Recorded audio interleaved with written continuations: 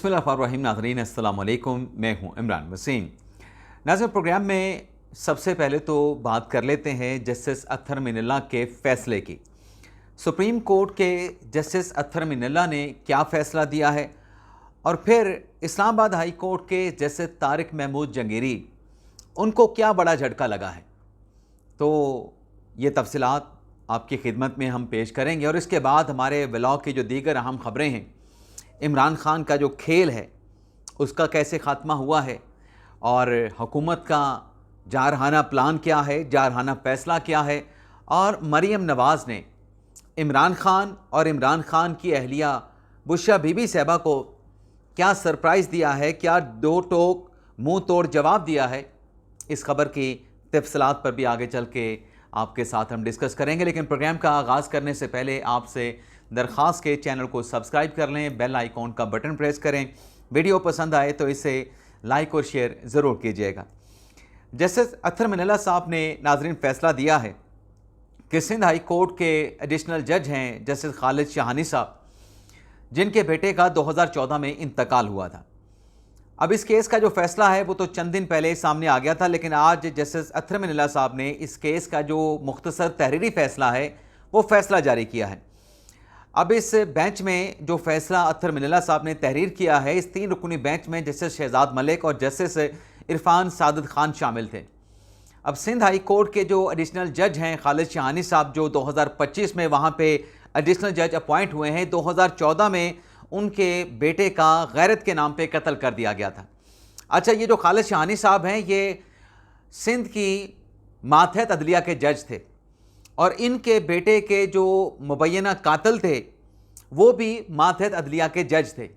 जैसे मैंने कहा कि ऑनर किलिंग के नाम पे जज साहब के बेटे का कत्ल किया गया, तो डिस्ट्रिक्ट जज थे, सिविल जज थे सिंध के ही सिकंदर लाशारी, उनको फांसी की सज़ा सुनाई गई थी। उनके साथ एक और एक्यूज था इरफान उर्फ फ़हीम, उसको 25 साल की सज़ा सुनाई गई थी। लेकिन जस्टिस अत्तर मिनल्ला साहब ने हाई कोर्ट के फैसले के खिलाफ सिकंदर लाशारी और इरफान उर्फ फ़हीम की अपीलों पर समाअत करते हुए प्रोसिक्यूशन के केस को कमज़ोर करार देते हुए और पुलिस की तफ्तीश को नाकस करार देते हुए दोनों मुल्ज़मान को, जो कि सिंध हाई कोर्ट के फैसले के बाद, जो कि ट्रायल कोर्ट के फैसले के बाद मुजरमान बन चुके थे, उनको बरी करने का फैसला सुना दिया है। और अत्तर मिनल्ला साहब ने कहा है कि किसी और केस में अगर ये दोनों अशखास ये दरकार नहीं है तो इनको फोर्थ फिर जो है वो रिहा कर दिया जाए। तो ये मुख्तसर फैसला है अत्तर मिनल्ला साहब का 6.5 सत्रों पे, और ये जारी कर दिया गया है। तफसीली जो फैसला है वो बाद में जारी किया जाएगा। अब जस्टिस तारिक महमूद जंगीरी साहब, जो कि सिंध अपने इस्लामाबाद हाई कोर्ट के जज हैं, उनके लिए झटका ये है कि जो उनके खिलाफ उनके अपॉइंटमेंट से मुतल्लिक मियां दाऊद साहब ने जो पिटिशन दायर की थी, जिस पर पहले आमिर फारूक साहब ने सिंगल बेंच में समाअत की थी, अब जैसा कि हमने कल के ब्लॉग में बात की थी कि यह केस 16 सितंबर को समाअत के लिए मुकर्रर कर दिया गया है। और जैसे सरफराज डोगर साहब ने इस पर 2 रुकनी बेंच बनाया, यानी डिवीजन बेंच बनाया है, जिसकी सरबराही सरफराज डोगर साहब खुद करेंगे और उनके साथ जस्टिस आजम खान को जो है वो बेंच में शामिल किया गया है।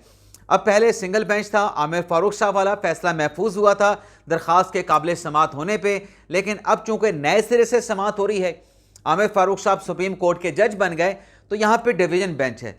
अब डिवीजन बेंच का जो नुकसान जैसे तारिक महमूद जंगीरी साहब को होगा वो ये है कि अगर सिंगल बेंच इस रिट पटिशन पे फैसला करता तो उनके खिलाफ अगर फैसला आता जज साहब के खिलाफ तो वो ICA में जा सकते थे, और अगर पिटिशनर मियां दाऊद के खिलाफ फैसला आता तो वो भी इंट्रा कोर्ट अपील में जा सकते थे। यानी हाई कोर्ट में ही डिवीजन बेंच के सामने तारिक महमूद जंगीरी साहब के पास भी अगर उनके खिलाफ फैसला आता, मियां दाऊद जो दरख्वास्त गुजार हैं उनके खिलाफ फैसला आता, तो वो इंट्रा कोर्ट अपील ICA में जा सकते थे। अब चूंकि इस्लामाबाद हाई कोर्ट में डिवीजन बेंच बना है, तो आज हमें एक लीगल एक्सपर्ट ने बताया, मेरे जहन में वैसे ये बात नहीं आई और ये बात उनकी बिल्कुल दुरुस्त है, कि अब अगर इस दरख्वास्त पे जो कि जंगीरी साहब की अपॉइंटमेंट के खिलाफ है, जो भी फैसला आया, चाहे जंगीरी साहब के हक में आए चाहे दरख्वास्त गुजार मियां दाऊद के हक में आए, दोनों सूरतों में जिसके खिलाफ फैसला आएगा उसके लिए फिर जो है जो रास्ता होगा वो intra court appeal Islamabad high court का डिवीजन बेंच नहीं होगा, फिर उन्हें सुप्रीम कोर्ट से रिजू करना पड़ेगा। यानी एक जो अदालती फोरम था अब वो ख़त्म हो गया है। अब यहाँ पे जो भी फैसला हुआ वो फैसला फिर सुप्रीम कोर्ट ऑफ पाकिस्तान में चैलेंज होगा। अगली खबर नाज़रीन ये है कि ईमान ज़ैनब मज़ारी साहबा, अली हादी चट्टा साहब, जिनके खिलाफ रियासत के ख़िलाफ़ या रियासती इदारों के ख़िलाफ़ शरअंगेज़ी और प्रोपेगेंडा करने का इल्ज़ाम लगाया गया national cyber crime investigative agency की जानिब से, जिस पर कल उनकी ज़मानतें मंजूर हुई थी, लेकिन आज वजारत दाखिला ने इस केस में ईमान ज़ैनब मज़ारी को और अली हादी चट्टा को प्रोसिक्यूट करने के लिए 3 रुकनी कमेटी बनाई है। और प्रोसिक्यूशन की जो 3 रुकनी टीम है, इसमें बैरिस्टर फ़हद अरसलान शामिल हैं, बैरिस्टर मंसूर आलम शामिल हैं और एडवोकेट उस्मान रानो को शामिल किया गया है। और ये 3 रुकनी प्रोसिक्यूशन की जो टीम है, ये ट्रायल कोर्ट में नेशनल साइबर क्राइम इन्वेस्टिगेटिव जो एजेंसी है उसकी नुमाइंदगी करेगी। अच्छा, इस्लामाबाद हाई कोर्ट से एक और ख़बर भी है।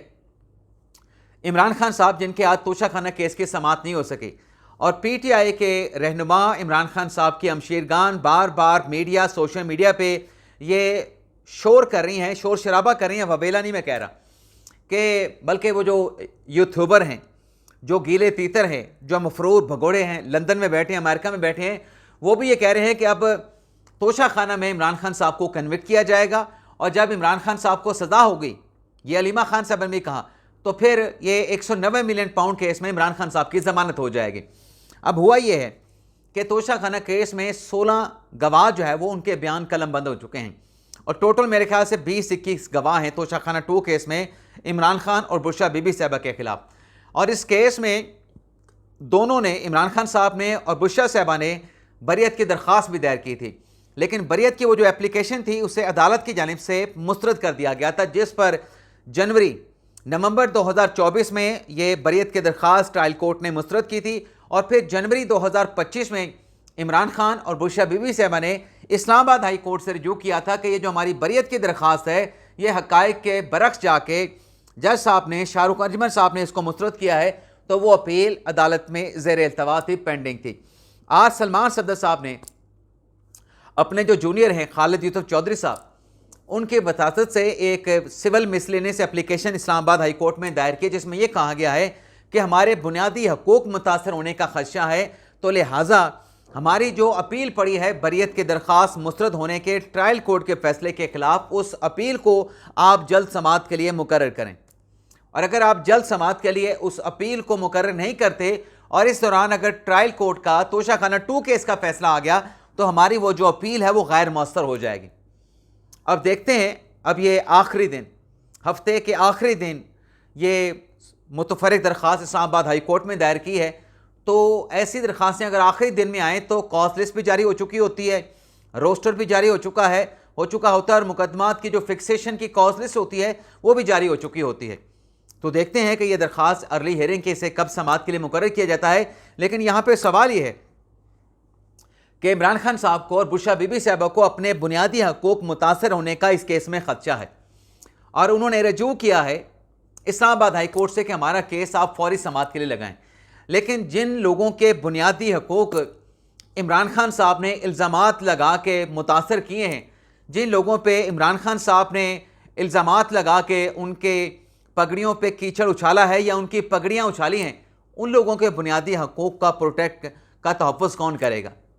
मैं बात कर रहा हूँ नाज़रीन, जो इमरान खान साहब ने पनामा के स्कैंडल के बाद वज़ीर आज़म शहबाज शरीफ और उस वक्त के जो पंजाब के वज़ीर आला थे, उन पे ये इल्ज़ाम लगाया था कि मुझे पनामा पर खामोशी अख्तियार करने के लिए नवाज शरीफ के ख़िलाफ़ सुप्रीम कोर्ट में दायर किया गया जो कॉन्स्टिट्यूशन पिटीशन जो मुकदमा है वो वापस लेने के लिए शहबाज शरीफ ने 10 अरब की पेशकश की थी।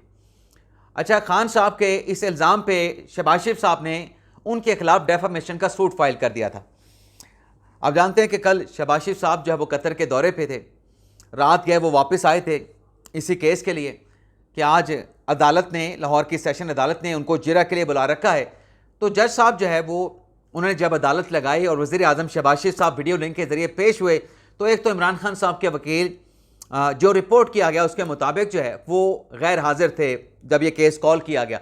लेकिन कुछ देर के बाद जब दोबारा अदालती कार्रवाई का आगाज़ हुआ तो जिरा की इमरान खान साहब के वकील ने, एक तो इमरान खान साहब के वकील ने यह कहा कि आपने जो लीगल नोटिस भिजवाना था वो आपने लीगल नोटिस क्यों नहीं भिजवाया, ये डेफामेशन का सूट फाइल करने से पहले।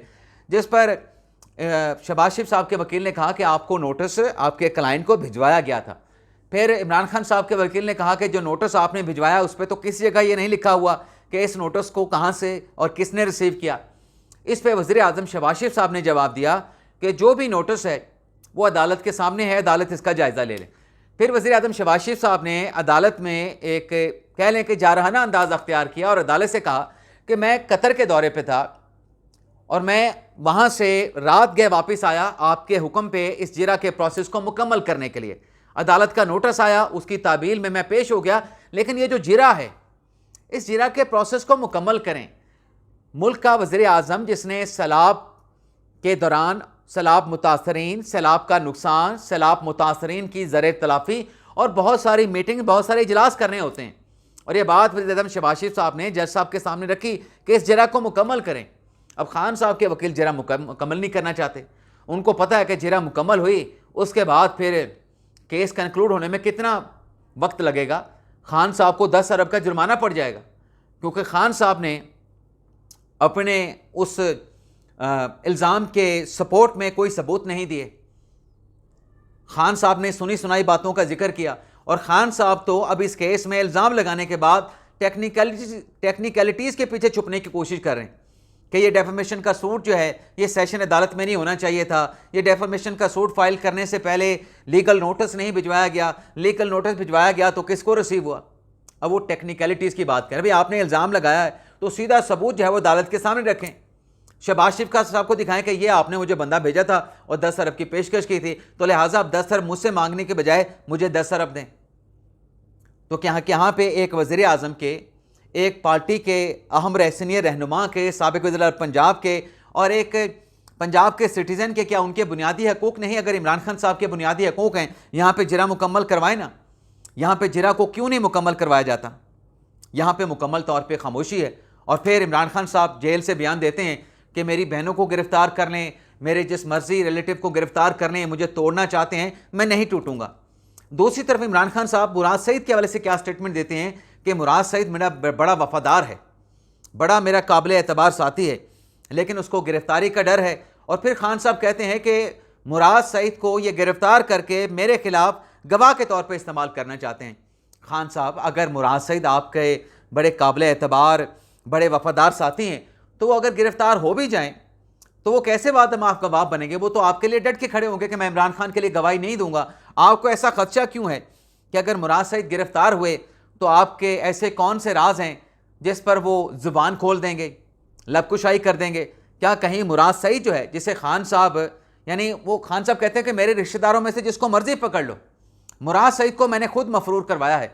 कहीं खान साहब की जो जान है, खान साहब के जो राज हैं, खुफिया जो पसे पर्दा चीज़ें हैं, क्या उन राजों का जो वो क्या कहते हैं ना ख़जाना मुराद सईद तो नहीं? क्या मुराद सईद बोलने वाला तोता तो नहीं?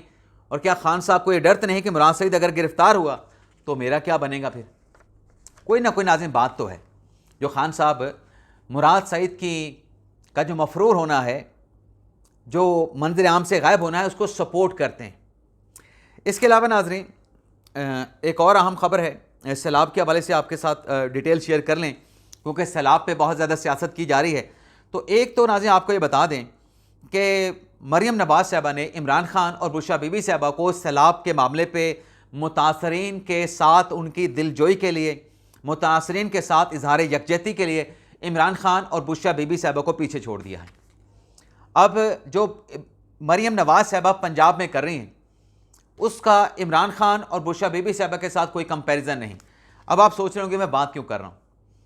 मरियम नवाज़ पिछले दिनों मुल्तान और वो जलालपुर पीरवाला, आज लियाकतपुर और रहमियार खान के सैलाब मुतासरा इलाकों का दौरा किया, ब्रीफिंग ली, सैलाब मुतासरीन के साथ मुलाकात की और उनको यकीन दिलाया कि पानी उतर जाए, आपका जो नुकसान है उसका अजाला किया जाएगा, आपका नुकसान पूरा किया जाएगा। तो ये पंजाब के वज़ीर आला नवाज शरीफ की बेटी जो है मुतासरीन के पास ग्राउंड पे पहुंची हैं। दूसरी तरफ कोयटा में हज़ारा बरादरी के लोगों की लाशें पड़ी थीं, डेड बॉडीज़ पड़ी थीं। वो वज़ीर आज़म को बुला रहे थे कि आए हमारी बात सुने, फिर हम अपने प्यारों की लाशों को दफनाएंगे। खान साहब कहता था कि ये मुझे ब्लैकमेल कर रहे हैं।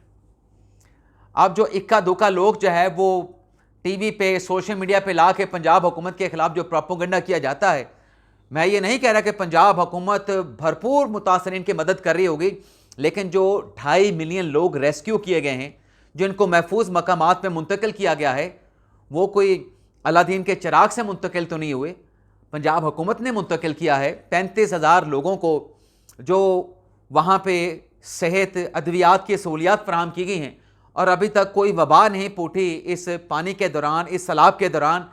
तो ये किसकी कोशिशें हैं? राशन फराहम किया जा रहा है, खाना फराहम किया जा रहा है, दीगर सहूलियात पे देने के लिए हुकूमत इकदाम उठा रही है, हुकूमत वो कोशिशें कर रही है। मैं नहीं कहता कि सब कुछ ठीक चल रहा है, मैं ये कहूँगा कि इससे ज़्यादा बढ़ के पंजाब हुकूमत को करना चाहिए। लेकिन आप ये फिगर देखें कि 97 लोग इस सैलाब में जाम बाक हुए हैं और 2300 देहात इसमें ज़ेरे आब आए हैं और लाखों इसमें मुतासरीन हैं, सैलाब मुतासरीन हैं। जैसे मैंने बताया कि 2.5 लाख लोगों को मुंतकिल किया गया महफूज मकामात पे। खैबर पख्तूनख्वा में क्या हुआ था? सिर्फ चंद शहरों में बारिशों के नतीजे में, फ्लैश फ्लड के नतीजे में सैकड़ों अमवात हुई थी। यहाँ पे तारीख़ का बदतरीन सैलाब का सामना है और 97 लोग जहाँ बाक हुए हैं और ये नहीं होने चाहिए थे। एक इंसानी जान भी कीमती है, लेकिन आप अंदाज़ा करें कि 97 हैं, दूसरी तरफ खैबर पख्तूनख्वा में सैकड़ों थे, अब मुतासरीन लाखों में हैं।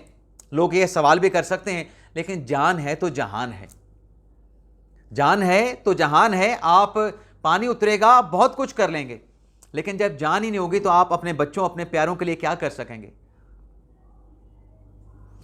तो सैलाब की अभी भी सूरत हाल मुल्तान से आगे हज पंजने तक अभी भी बड़ी क्रिटिकल है।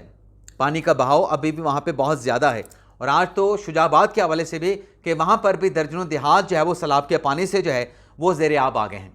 पंजाब हुकूमत को भरपूर जो है सैलाब मुतासरीन की मदद करनी चाहिए और बिल्कुल भी सेटिस्फाइड नहीं होना चाहिए कि जितना हमने किया है बस इससे ज़्यादा नहीं हो सकता, ज़्यादा से ज़्यादा करने की कोशिश करनी चाहिए। इसके अलावा नाज़रीन, इसके अलावा बस इतना ही नाज़रीन, बहुत है। फिर बाकी जो ख़बरें हैं वो नेक्स्ट वीडियो लॉग में आपके साथ हम शेयर करेंगे। आपसे इजाज़त चाहते हैं। अल्लाह ताला हम सब का हमें नासर हो, अपनी दुआ में याद रखिएगा। अल्लाह हाफ़िज़।